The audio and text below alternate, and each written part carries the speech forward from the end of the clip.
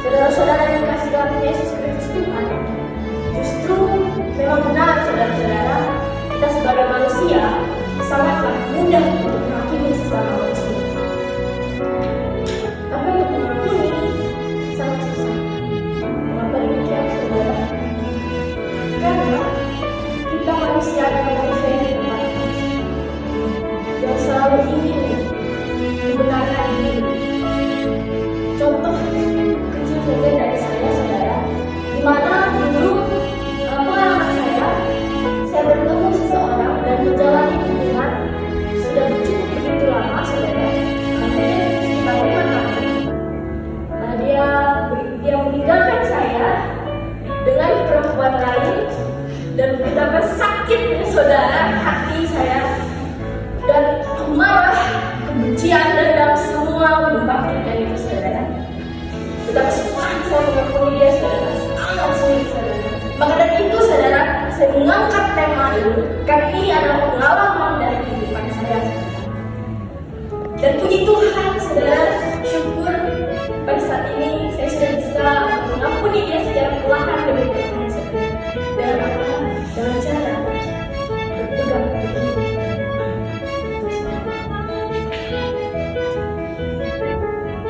Mengapa saudara kita tidak boleh menghakimi? Ada 3 hal mengapa kita tidak boleh menghakimi. Yang pertama, karena penghakiman milik Tuhan, seperti terdapat di Yakobus pasal yang keempat ayat yang ke-12 yang berbunyi demikian: hanya ada satu pembuat hukum dan hakim, yaitu Dia yang berkuasa menyelamatkan dan membinasakan. Tetapi siapakah engkau sehingga engkau mau menghakimi sesama manusia? Setelah jelas saudara, dari ayat ini kita bisa melihat apa hak kita sebagai manusia untuk menghakimi sesama. Maka dari itu saudara, saya membaca firman ini mengetuk hati saya untuk perlahan mengampuni dia saudara. Karena saya tidak berhak mengampuni saudara, tidak berhak. Karena hanya penghakiman dan penghukuman itu. Dan yang kedua,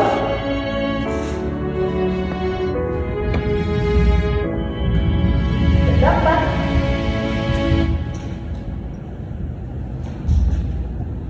penghakiman menutup pintu pengampunan. Terdapat dari Matius pasal yang 7 ayat yang 1 dan ke-2 yang berbunyi demikian: jangan kamu menghakimi supaya kamu tidak dihakimi. Karena dengan penghakiman yang kamu pakai untuk menghakimi, kamu akan dihakimi, dan ukuran yang kamu pakai untuk mengukur akan diukurkan.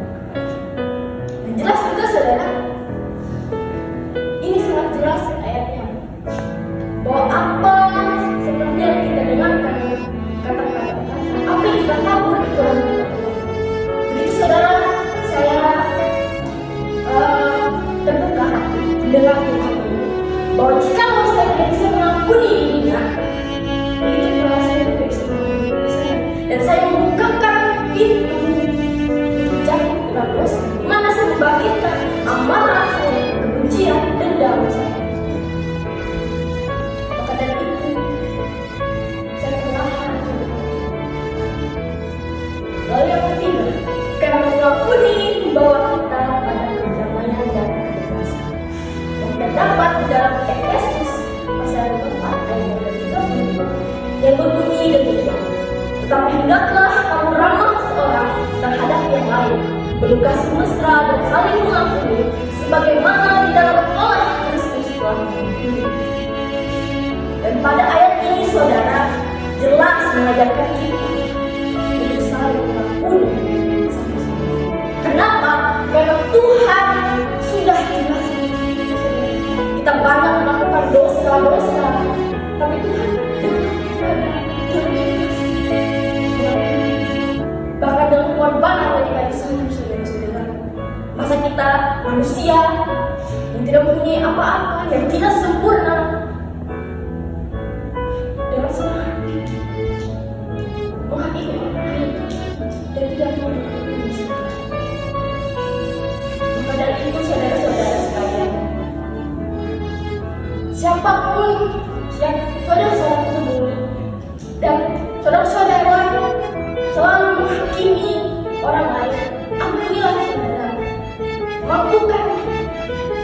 saudara untuk mengampuni saudara.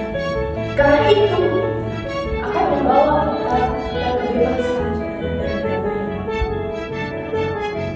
Lalu akhir kata dari ini saya mengutip.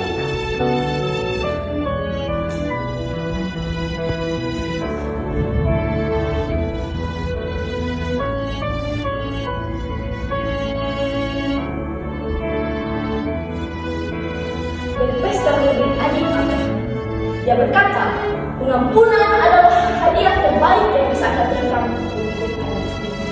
Benar, saudara? Jika saudara mampu mengampuni, maka itu adalah hadiah yang terbaik untuk diri saudara. Kenapa? Karena saudara mengungkapkan itu.